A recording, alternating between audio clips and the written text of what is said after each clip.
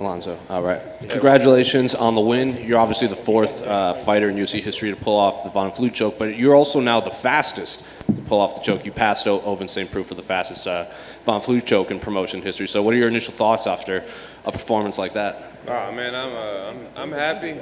Yeah, just super happy and relieved about that Von Flue. So yeah, you're welcome. Do they have to rename it to the OSP? Yeah, OSP and OSP. But yeah, I basically studied that guy and I got that OSP choke. I think I got it down. How far back have you been studying that, or is this something relatively new that you wanted to try out in this specific fight? I mean, I've been trying it since I started MMA 2007-ish in training, grappling. But yeah, you know, at Fortis, I pretty much worked on that with Ramiz. Yeah, I was able to do that. And we worked on a lot of submissions, and that one came up first, and I got that one, so yeah. Were you surprised Fabio was kind of holding on to the guillotine when you went down? Yeah, I was surprised, but when he hit the ground, I said, it's too late, can't pull the arm out. We drive, it felt like he had a t-shirt on. Sure. So yeah, it was, that was it. Then obviously, quick fight, you didn't take any damage. When do you want to get back in there, and if so, is there any specific name you want to face in there? As soon as possible, and you know, whoever they put in front of me, let's go. Right on. Alonzo, right down here. What's up? Your post-fight interview obviously got a lot of attention. Have you heard from any family yet specifically about that? No, not at all. I didn't get my phone, so I don't know what's going on. What do you imagine Mom is gonna say? My mom, I love you, Mom. And as far as that, yeah, my wife has loved you more than what you've shown me. I appreciate that you raised me and fed me, but at a time, my mom, sad to say, but she wasn't in my life. She should have been there, and she wasn't. My wife should have left me, and she said, you know what, I'm gonna stick it out, love this man, and she did, and that's why I'm right for her, so that's why I give her praise. To talk about it a little bit again, just with that choke, I mean, when you go to it, do you specifically watch OSP and then work with your coaches and say, how do I do this? What's exactly the process? Oh man, you know, so I'm a good visual learner. I pretty much watch YouTube or UFC, Fight Pass, ESPN, whatever it is, and I go and I duplicate that. Yeah, you know, I go to Fortis and we talk, and me and Ramiz and whoever, we work on whatever we can work on. I also tried to do, or was working on a butt naked choke called Snoop Dogg, and I was looking to get that one, and I didn't, but this OSP choke came up, so yeah. Can you tell us a little bit about that one? Tell you about the what? The other choke? Oh, the Von Flue, it was there. No, the one before. Oh, butt naked choke. Yeah. Yeah, so the butt naked choke is behind rear naked choke, so you get behind the butt, and you choke. No homo, all homo, whatever. We know that you obviously had a short notice replacement. Just what are you most proud of with your performance and how you handled all the changes this fight week? You said as far as what I'm happy with, I'm happy with the result. I pretty much train, and that's all I do. This is my job. So I'm happy with, you know, me believing in myself, never giving up, taking no days off. And, you know, just going out there and performing. And yeah, there it is. Congrats. Thank you. Alonzo, you talked about it in the post-fight, about it being an emotional ride.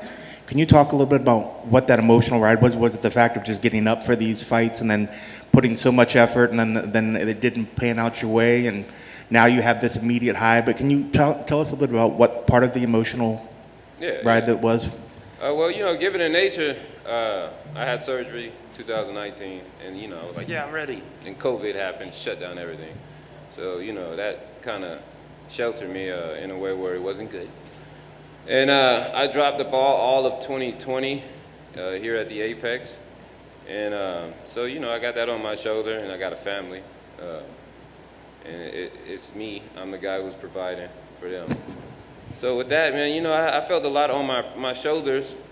But, you know, I come from the dirt. So me, I just basically put it on my shoulder, develop bigger legs to hold it, train, and just pretty much, thought about what it is that I need to do.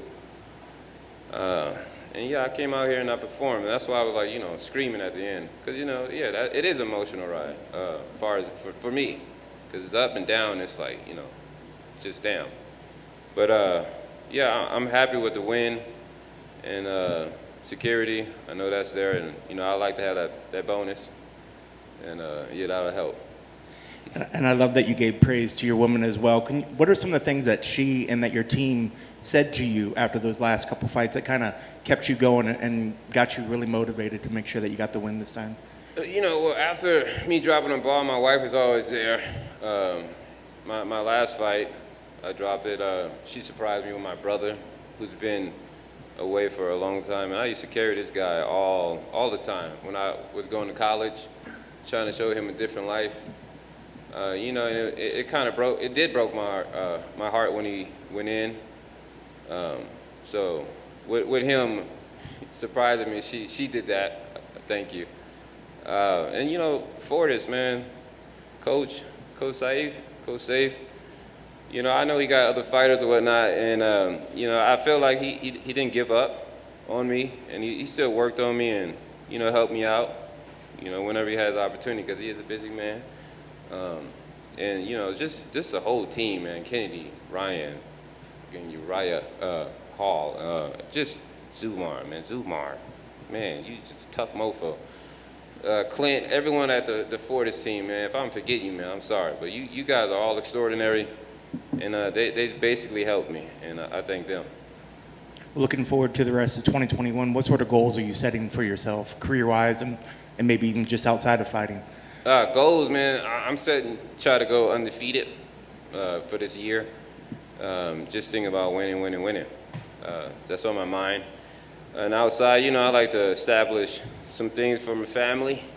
So I can only do that through fighting, and that's all I want to do. Well, who knows? I may go and start some other careers, but we'll see. I don't know. Congrats on the win. Thank you. In the back here, even though it seems like you had a couple of starts and stops and opponents switched up, do you feel like just the time to focus on the fighting really helped you in the end instead of being a problem? Yeah, focusing on the fight, and that's just the fight in general. So in that aspect, it didn't matter who it was. I made the adjustment based on his style, and if that would have been someone else, I would have did the same thing, because in this game, it's unpredictable. So he's a southpaw versus an orthodox, and I made the adjustment. Instead of going right, I went left. Just change it up. So I made the adjustment, and that's what we do as fighters. We basically just grab the horns and go. So it is what it is. You had an early night. Are you looking to get on that Texas card in May? Woo! Yes. To get there and in front of the crowds, I would love to put on a show for them. Thank you. Thank you.